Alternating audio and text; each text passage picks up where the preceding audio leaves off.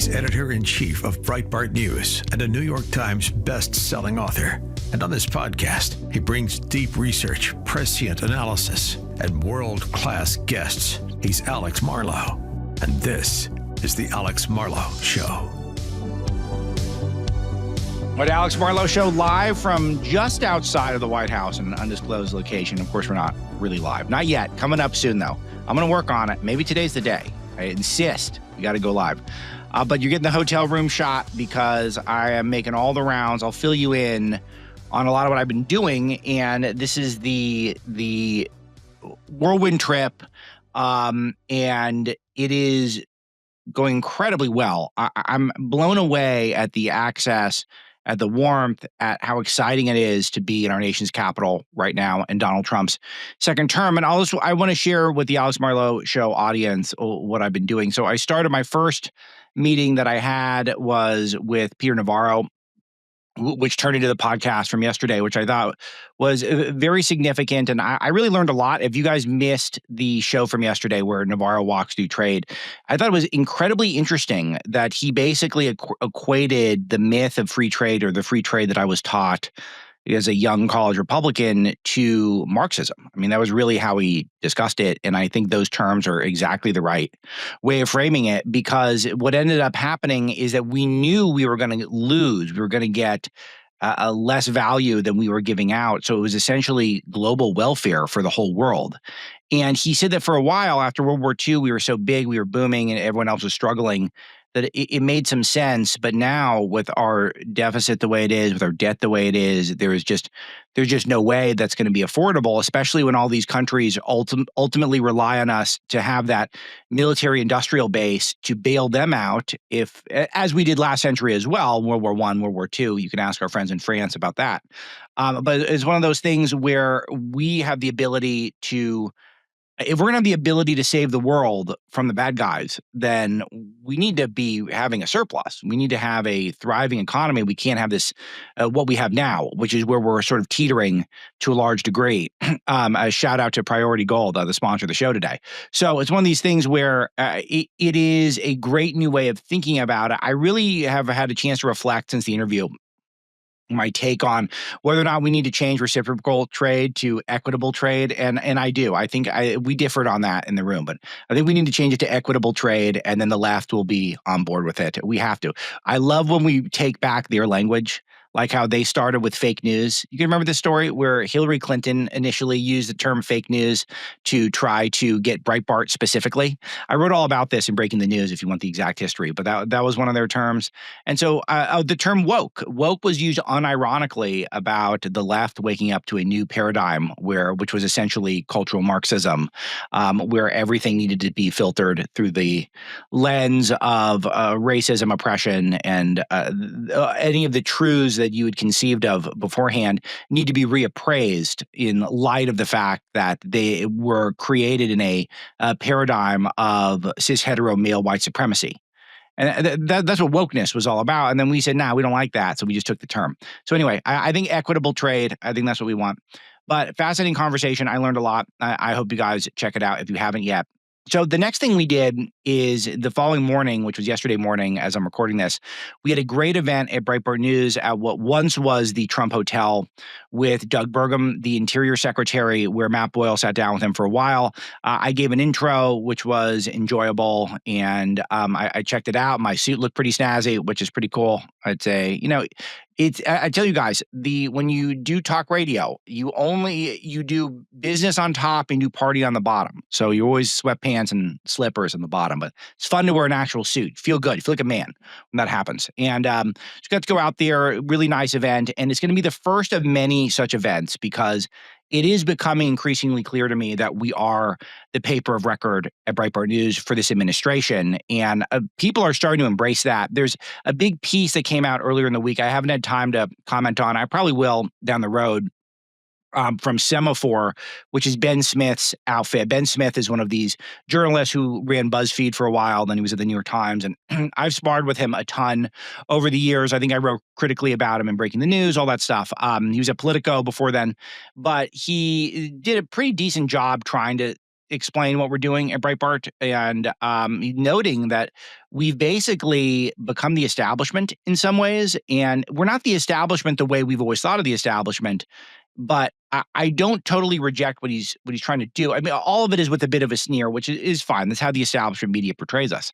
But what's interesting about it is that our access is sort of like a classic New York Times style paper where we're in the room witnessing what's going on, and then we're reporting on it for normal people without the filter of the AP, which is still, I guess, in a standoff with the White House over the Gulf of America, which everyone's embraced it. You might notice some of your favorite talk shows now. You got these Chevron ads running. I haven't got those yet, but we're working on it here on the show. But they're talking about the Gulf. Even Chevron's calling it the Gulf of America. So we're talking about the most mainstream companies on earth referring to the Gulf of America. I think we're there, right? It's the Gulf of America now. That we can officially call it that. So, but the AP won't do it. So they're still in some sort of a standoff and some sort of a boycott with the White House.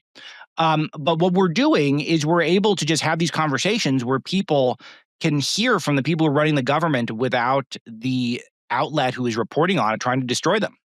Pretty straightforward, but it is the basics of what journalism is all about. And that's what we're doing each and every day at Breitbart News, and people are starting to recognize it, and it's helpful because it's just going to get us more access. So it was a great conversation between Boyle and Burgum. He is so sharp. I didn't know a ton about him when he was governor of North Dakota, and most of what I learned about him was when he ran for president, and even though I liked him, and he always worked pretty well with us and gave Boyle a lot of exclusives during the campaign, I was always a little bit annoyed that he was so clearly being pushed on us by the Murdoch wing of the GOP. And it was just one of those things where if Murdoch loves him so much, how could I like him that much? So he was always fine with me, but I was always, pulling for J.D. Vance to get the vice presidential slot. But I will tell you, as Interior Secretary, he is absolutely the right guy. First of all, his background as a tech exec and as North Dakota's governor puts him in a good spot, but he is so fluid talking about how you get the oil out of the ground, what's necessary, what goes into it, where the holdups are in terms of regulation in order to make things happen for us. But the detail he's got in terms of how the process goes from the initial concept of identifying a site where there could be oil 2 miles under the ground and how to extract it and how to do it in a safe, efficient way. It's just number one, and understanding the importance of it, how with solar and with wind never amounting to what the Greens had hoped for. And now we've got this economy where we're in an AI arms race. And the nature of the AI arms race is that we need more energy than ever for our tech sector, which is where the innovation is going to take place. And so he's really focused on trying to extract as much energy as he can right now, because if not, we're going to lose to China in the AI arms race. And that is just it's a threat to the future of the republic. And I would submit the future of the world. So he gets into a ton of granular detail on that, and it was just a absolute pleasure to witness. And you feel like you're in great hands as well. But this AI thing is really interesting because it takes so much energy to build AI and to innovate, and then to operate these essentially these machines that is going to generate this intelligence. It takes a lot of energy. So now we need to move fast, and he's the right guy to do it. In the interior side of things, there's also our energy secretary, Chris Wright, who I met later, who I'll mention that in a little bit. So all that went great. And then we hustled over to the White House for what was a 4-hour afternoon. And I will say this as a human being. It was maybe the most interesting afternoon of my life. Now, granted, all my children were born in the morning. I think my wedding was in the morning. So in terms of an afternoon, it was definitely, I think, the most interesting afternoon I've ever had. And it started the way it often does when you're at the White House is you sit in a waiting room. Trump is he's a very cordial entertainer. He loves people to feel like they're welcome, like they're his guests. I've mentioned this on the show a number of times, but if you go to Mar-a-Lago for an interview, he's still giving you the little bottles of Diet Coke. He's giving you the coconut shrimp. He's giving you the, little crab appetizers that he's into. And he really wants to make sure you like it. He's that type of person, which you could probably guess from just you've seen him from afar interact with human beings. He really does like to be nice to people in person. He's very cordial in person. So what that means is that he always runs late. And this was still an interesting thing for people watching because they held us in the West Wing lobby, which was great because sometimes when you're meeting with the president and your press, you get held in the press briefing room, which it's very small, it's dated, it's got a lot of history, so it's cool. And there's lots of the hostile people running around, so you can't really speak freely. It's not going to be that interesting. You're just going to just wait and sit in your hands. But so if you're in the West Wing lobby, what's cool about it is you see who's going in and out. And I started to write down some of the names of the people that I was seeing because it was actually so many people. You know, Stephen Miller's coming through. David Sachs is coming through as the AI czar does the All In podcast. Laura Trump came through while she was interviewing Susie Wiles, which was very fortunate for me because I had actually never met Laura in person. Those of you who follow both of us know that I'm on Laura's show, The Right View, which I think is a Salem joint as well. So, but I'm on her Right View show all the time, and she's been on this show, and she's been a guest for my Breitbart Fight Club show, and so all that stuff. But we never met in person, so that was very exciting. And she's also with the most powerful woman in the world, Susie Wiles, who's White House Chief of Staff. And and she gave me a very warm greeting, and it's just very cool because I look very good for me with Susie, who I've never met. And so that's very helpful for me and hopefully the show as well. But that was very fun. Don Jr. is racing through, and not to mention just the CIA director, John Ratcliffe, was there. And then this huge cadre of faith leaders, because Trump had a faith summit right before, because he's now got a faith council, which is really interesting. Because if you think about his experience after getting shot in the head and how he almost died, and then now he's the president again, he gets to fulfill so much of his vision and take a mulligan at the presidency, which has only happened one other time in history. And he nearly died. I mean, it makes sense that he's becoming more in tune with his faith and feel like maybe there is some sort of divine intervention that's been looking out for him to this point. And it's undeniable to me. I mean, I think if you're denying it, then even if you're a Trump hater, you have to understand that it feels like there's someone looking out for him. So he's got all these faith leaders there, but all this, drags out the process, but it's still great because it's great people watching. It's great to see it. So, right, you guys all know that I've been telling you to buy gold ever since I started the show, and I'm looking pretty good in that prediction right now. $3,000 an ounce. Meanwhile, inflation's still with us. Dollars diving, stock market's on shaky ground. Goldman Sachs thinks it could go to 3,300 this year. I think they might be underselling it. I think it could be even more than that. It's up big this year. It's up huge over last year. It's up monstrous if you got into gold years ago. You don't want to make this mistake again. There's an important kicker here as well. You can add physical gold and silver to your IRA or your 401k, tax and penalty free. And my friends at Priority Gold are here to help. They have a free webinar. Can show you exactly how. They'll walk you through the latest forecast, straightforward strategies. They'll do a live Q&A with you. They will help you shield your retirement from all the chaos. And I think it's going to help you grow your wealth as well. So don't wait. Go to prioritygold.com. It's prioritygold.com. You can also text FREEDOM to 24999, and they can get you that free webinar. And when you do it, you're going to sign up, and it's going to strengthen your portfolio with gold and silver. PriorityGold.com or text FREEDOM to 24999. Smart move. Get after it. Then we go back. It's interview time, maybe around an hour late, 55 minutes late. It's me, Matt Boyle, Nick Gilbertson, who's our White House correspondent. And we go in, and it's supposed to be an Oval Office interview. And we walked to the Oval Office, which I'd only been in one other time. We had one Oval Office interview during his first term, which shows you something about the old guard, shows you about the John Kelly era of the White House, or all of his chiefs of staff were either afraid of the establishment media or they were essentially deep state plants like John Kelly, who, by the way, John Kelly admitted in an article famously, I think this was a Politico thing, admitted that he was a daily Breitbart reader, but still would not have us in to do interviews, stuff like that. So he knew he had to check in with us, but it didn't necessarily mean to him that Trump was allowed to talk to us. So, and whoever was handling him was, he kept us at arm's length a lot. And I think in retrospect, they didn't work out very well because I think he could have used boosting us and elevating us a little bit more. I think they would have helped them quite a bit, especially when it was coronavirus time and he had to filter his entire message through the establishment media. That was, again, their choice. And it was a bad choice. So anyway, totally different regime in there now. So we go into the Oval Office and he's completely redone the whole thing. Everything is fresh, and it is just so aesthetically dazzling. It just is. It's all gold. He's got all of these portraits of all the presidents that are up that I didn't have time to take them all in and to note each one, but because I just had to walk right through. He's also got the Declaration of Independence is in there now. It looks amazing, and then he's got little trinkets that are, I think, more emblematic of his showmanship. Like he's got the FIFA trophy there, which I don't even care about soccer. Does he even care about soccer? I've never heard him care about soccer. But he's got all this cool memorabilia, a lot of wrestling belts. I didn't know he was into that stuff, but he's got a bunch of belts he's collected. So it's so cool in there. And I would have loved to spend more time, but maybe something even better happened because we ended up doing the interview, so to speak, in a kitchen off of the West Wing.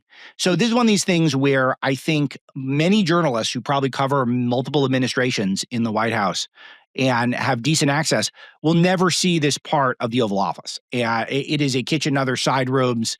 I'm guessing rooms that were frequented by perhaps President Bill Clinton a couple times, maybe some interns, who knows, at least one.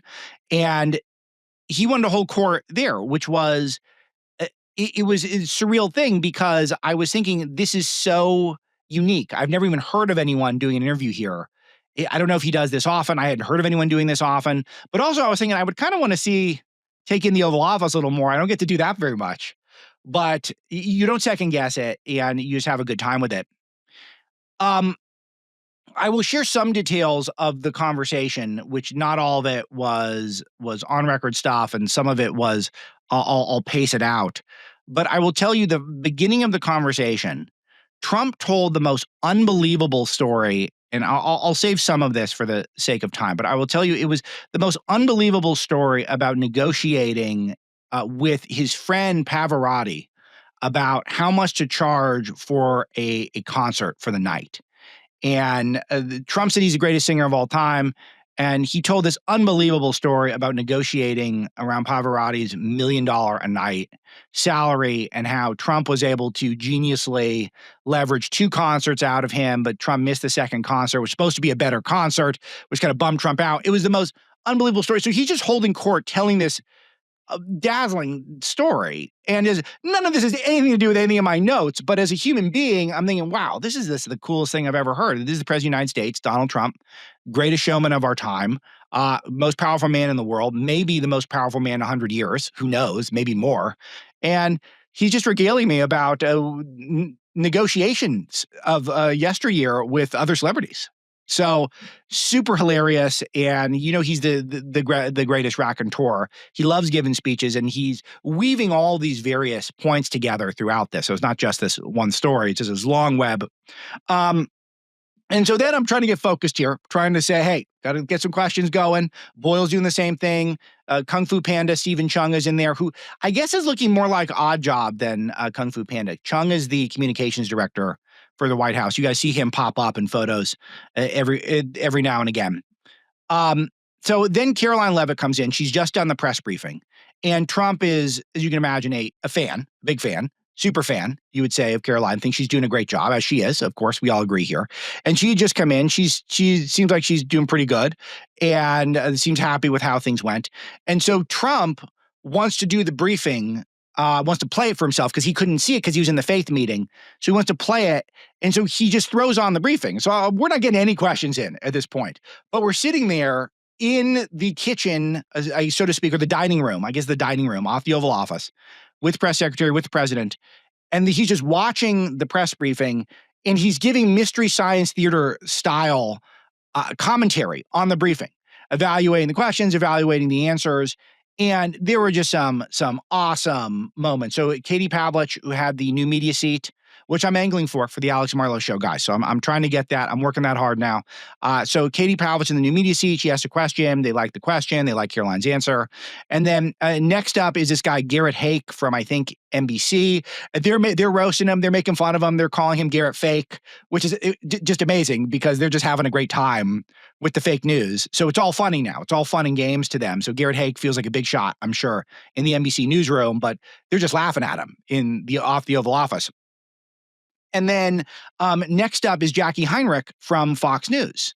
And they start talking about Jackie Heinrich, and Trump said, I don't think she's doing a very good job. I saw her over the weekend. I think that she's better off at CNN. And Caroline said, oh, yeah, she's asking the sort of mainstream media questions. And Trump's saying, you know what, we should put that out on Truth. Let's put that out that she should not be on Fox. She should be on CNN. And so right in the room, they're crafting a truth bomb that turned into a viral a thing. I'm going to pull it up. I should have pulled this up before, but you guys can see if you're watching on the streams. I'm going off of basically no notes here today because I want this to be I want this to be as organic as possible, just so you can really hear what it was like. But I want to try to pull up this truth really fast. Let's see. Almost there. I gotta get it. Where is it? Okay. I watched Jackie Heinrich from Fox over the weekend and thought she was absolutely terrible. She should be working for CNN, not Fox. And they're just crafting this in the room. They're having a great time. It's clear his confidence level is very high. Knowing his personality, I think his interest in telling me stories of conquest past and watching the press briefing was probably because it didn't want to necessarily spend the whole time we had together fielding the toughest questions that we had on China and trade and stuff like that. I had a bunch lined up about Google, which I didn't get to all that stuff, but it was just a unbelievable experience. And finally, we're getting the word, our time's wrapping up. I don't even think we'd ask any of our questions at that point. Maybe we got one off at that point. And so I defended my boy Boyle, and I said, Mr. President, if you would please answer a few of Mr. Boyle's questions, that would mean a lot to us. So Matt got in 3 or 4. Nick Gilbertson, our White House reporter, got in a good one. We've written those up. Those are Breitbart News now. And we will piece together parts of the sections I've been describing into additional content. But it was a really, really amazing thing. And, he talks to you like your old friends. And any of you who have heard me interview him on the radio in the past, it's been a long time, but when I have, he's so collegial. He really does make you feel like you're his longtime friend. It's one of his gifts. So it was a great time. I don't know if I got any huge insight into policy, but I did get insight into mindset. And here are the things that I picked up, which are very positive. He's very confident in what he's doing, very high energy, and has a plan. And he's trying to get stuff done quickly, decisively. He's trying to make decisions. He's not wavering on anything. We learned that, I will tell you, we will be able to break some news on this coming up. But trade, for example, he's not backing down on any of the tariffs. He's just not. He thinks it's working. He thinks it's a huge weapon. He thinks it's a cudgel against some of the bad nations. And he thinks that he's going to be able to create equity, as I was saying, with trade, and he's rebalancing it. It's a fundamental restructuring of trade, as Peter Navarro talked about. He's fearless on that front. The other thing, which is really interesting, and I'll have a ton more content on this down the road, is that he is still very shocked, I think, by the way he was treated in between his 2 administrations with the Lawfare. I think he sees the conspiracy to try to lock him up as still a massive problem. And this isn't even touching on the stuff that's happening now, where clearly the Lawfare has been the worst part of Trump's administration to this point. It is the resistance's best hope at getting Trump, beating Trump, really has been about Lawfare to this point. But I will tell you that he's even looking back, and he is not forgotten. Not only is he not forgotten, it is still top of mind for him what they tried to do to him. He sees this as an existential threat to the country, and he knows all the people's names. He knows what they did, and he knows that justice has not been served yet. So this is a big thing. There's not any directives that were taking place. He didn't say anything is going to happen to these people. There were no threats that were made. But I can tell you in terms of a mindset that this is occupying part of his thinking. And I think that is noteworthy because I'm with him on this 100%. Not only about the past, but the future, because this group of people is the best shot at stopping Trump and his agenda going forward. So this lawfare class, where clearly there is not a totally coherent strategy to stop them, they're working on, I can tell you, it's a top of mind for everyone inside the West Wing that I was able to talk to. But Trump is not forgotten. And if you were part of the groups that were trying to put him in jail for a long time, then he is going to legally look for ways to, I think, hold you to account. And I think that's happening. Though specifics were few and far between, it's particularly ones I can report now. Some I can report down the road, I promise. But it was noteworthy. That really is a big part of his thinking. So anyway, now we're like 2.5 hours in, and he invites us in to a meeting in the cabinet room with all of the biggest energy executives on earth. You picture an energy company, an oil company in particular, and he brings us in to talk to these people. So it's all off record. So I can't give any specifics, but I will tell you some things that I'm pretty sure no one would mind me sharing. These are the most powerful people in the world economy, at least from the business perspective. I mean, there's government people. I mean, obviously, Saudi Aramco, stuff like that, the royal family, all that stuff. But in terms of companies, this is, other than maybe Silicon Valley, but I think Silicon Valley is dependent on these people now, particularly in the AI arms race. So this could be arguably the most important group of people. They're committed to bringing in big investment into this country under Trump's new plan, even though not all of them, I don't think, are Republicans. I think they were all very receptive to Trump. He held court for 30, 40 minutes telling stories before he opened up to questions, fielded every question. And he's there with his team, which is the best team you could ever imagine. So he's got Chris Wright, Energy Secretary. He's got Doug Burgum, Interior Secretary. He's got Howard Lutnick, Commerce Secretary, who Lutnick I didn't get to know until the first time I met him yesterday. You really see his leadership skills. And I think that that's why Trump tapped him, is because of his leadership skills. He always would like to talk about the Cantor Fitzgerald bouncing back after 9/11, where he lost like 2/3 of his staff. And I think that is very meaningful when you see him in action, because you see his leadership in action. And you see that he wants to make quick, decisive decisions. He wants clarity from people. He wants to know exactly what people need to get done. So I thought that was very impressive. And obviously Burgum and Wright are super experts in the field of energy and how to get the oil out of the ground and what needs to be done. But I will say, as just a curious American, it was probably the most I've learned in a 90-minute period in my whole life, because I felt like I got deep insight into the entire energy economy from people who are the biggest stakeholders in the game. What's going on in Alaska? What's going on with Venezuela? What's going on with the Gulf of America? What are the impediments to the growth of America's energy sector? The thing that I think to me was the most interesting, that I know that off record, but I think that this is something that is apparent to anyone observing it, just how far Joe Biden had gone to try to destroy the oil economy in this country. He had really taken massive, massive steps. So Trump challenged a lot of people in the room. He was tough. It was always very cordial and warm, and he was friendly the whole time. He was excited the whole time. But he's just at the top of his game, height of his powers. And you see him working on policy in real time with Stephen Miller, telling him who to call next, Miller making plans to try to hold some of the bad guys accountable. All this taking place right in front of us. And I have to say that all this is possible because of this terrific Breitbart audience that we have. I get to witness his stuff and get to report on all of it. More to come, a lot of Breitbart.com, a lot on this show in the coming days. But this access that we've got, it is all based off of all of you. It's all of you who have supported us and who have got it so that we're dominating this space of actually reporting what's happening to a right of center outlet. So this access is not going to dry up. It's going to continue. We're going to continue reporting this administration fairly and fearlessly. And if they mess up, we will.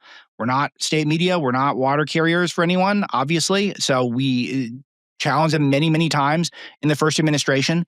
But I will say, to put a bow on this for today, just for this show, that what I was witnessing from the president is the exact America First urgency that you would want. They're trying to move fast. They're trying to make decisions. They're not backing off of any of their core promises. And I was with them enough to see that it was not some sort of a charade. They weren't just putting on a show for us. We got to see various different interactions throughout the course of the day. They were open about that. And it was one of these things where it was a great comfort to me. And I also thought it was just so cool to be able to witness all of these hotshots to come in and to fill Trump in on what's really going on and to see him react decisively and say, well, if that's the case, we need to be doing this. And if you would like this, well, then can we do this instead? And can we do this now? And him checking with each person in his cabinet to see how quickly he could start implementing these things. So totally fascinating. I'm grateful to all of you. Would not have been possible for all of you in the audience. I've already opened up a bunch of doors for contacts for future big interviews that we'll be doing on the show because of this. So that's where I'm going to leave it today, still in Washington, D.C. I'll try to do a newsier show for you tomorrow, and then we'll inevitably have some more follow-up from the week in Washington that I'm having right now. So that's it. Thanks to producer Misty, all of you for telling 10,000 friends and family members about the show, 5-star reviews, comments, sharing, all of that helps, as you know. And I'll talk to you tomorrow.